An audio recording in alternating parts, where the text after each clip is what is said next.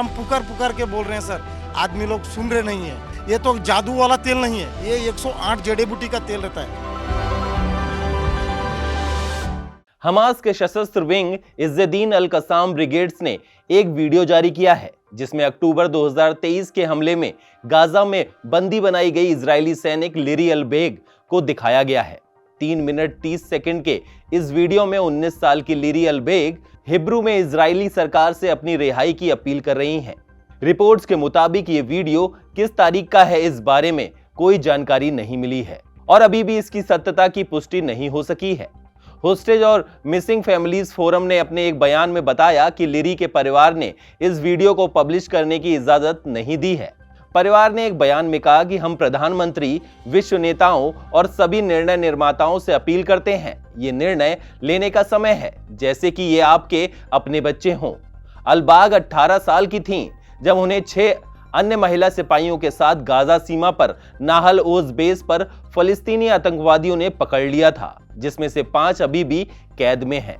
Hamas और उसके सहयोगी इस्लामिक जिहाद ने गाजा में लगभग 15 महीने की लड़ाई के दौरान अपनी हिरासत में रहे इजरायली बंधकों के कई वीडियो जारी किए हैं।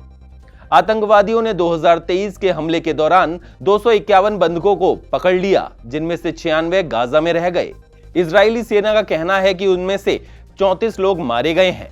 हमास ने हाल ही में कहा था कि संघर्ष विराम और बंधक रिहाई समझौतों के लिए इजराइल के साथ अप्रत्यक्ष बातचीत उसी रात कतर में फिर से शुरू होनी थी। तब से कोई अपडेट नहीं आया है। कतर, मिस्र और संयुक्त राज्य अमेरिका महीनों से कोशिश में लगे हुए हैं जो युद्ध को समाप्त करने में असफल रहे हैं। बंधकों के मंच की तरफ से आयोजित साप्ताहिक प्रदर्शनों, जिनमें नए प्रदर्शनों को तेल अवीव में आयोजित किया गया था, ने बंधकों को मुक्त कराने के लिए समझौतों के लिए प्रधानमंत्री बेंजामिन नेतन्याहू पर दबाव बनाए रखा है। इजराइल में प्रधानमंत्री के आलोचकों ने उन पर एक और सौदे को रोकने का आरोप लगाया है। गाजा पर पिछले कुछ दिनों से इजराइल लगातार हमले कर रहा है। अब हमास की तरफ से संचालित गाजा मीडिया कार्यालय ने उसको लेकर कहा है कि इजरायली सेना ने पिछले 72 घंटों में गाजा पट्टी पर 94 हवाई हमलों और गोलीबारी की।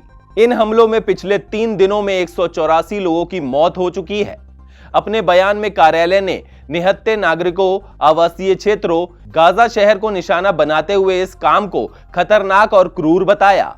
समाचार एजेंसी सिन्हुआ की रिपोर्ट के अनुसार इसमें कहा गया है कि कई पीड़ित या तो मारे गए या घायल हुए। मलबे में फंसे रहे क्षतिग्रस्त बुनियादी ढांचे के कारण उन्हें अस्पताल तक नहीं पहुंचाया गया। गाजा में फलस्तीनी नागरिक सुरक्षा अधिकारियों ने पुष्टि की कि पिछले 3 दिनों में इजरायली हवाई हमले हिंसक रूप से तेज हो गए हैं, जिसे स्थानीय निवासियों ने असाधारण रूप से कठिन बताया है। बयान में इन भयानक अपराधों के लिए इजरायली सेना को पूरी तरह से जिम्मेदार ठहराया गया है और इजराइल को हथियार और राजनीतिक समर्थन प्रदान करने के लिए अमेरिकी प्रशासन की भी आलोचना की गई है। इसने अंतर्राष्ट्रीय समुदाय और संयुक्त राज्य सुरक्षा परिषद से इन जघन्य अपराधों का दस्तावेजीकरण करने और अपराधियों के लिए जवाबदेही सुनिश्चित करने के लिए स्वतंत्र जांच टीमों को भेजकर अपने कानूनी और नैतिक दायित्वों को बनाए रखने का ऐलान किया है। 7 अक्टूबर 2023 को शत्रुता फैलाने के बाद से इजराइल गाजा में हमास के खिलाफ बड़े पैमाने पर सैन्य अभियान में लगा हुआ है, जिसके परिणाम स्वरूप गाजा के स्वास्थ्य अधिकारियों के अनुसार 45,000 से अधिक फलस्तीनी मौतें हुई हैं।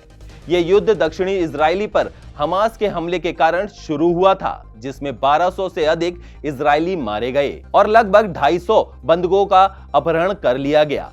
कतर, मिस्र और अमेरिका की मध्यस्थता वाली बातचीत युद्ध विराम जारी रखने सहित प्रमुख मुद्दों पर रुकी हुई है।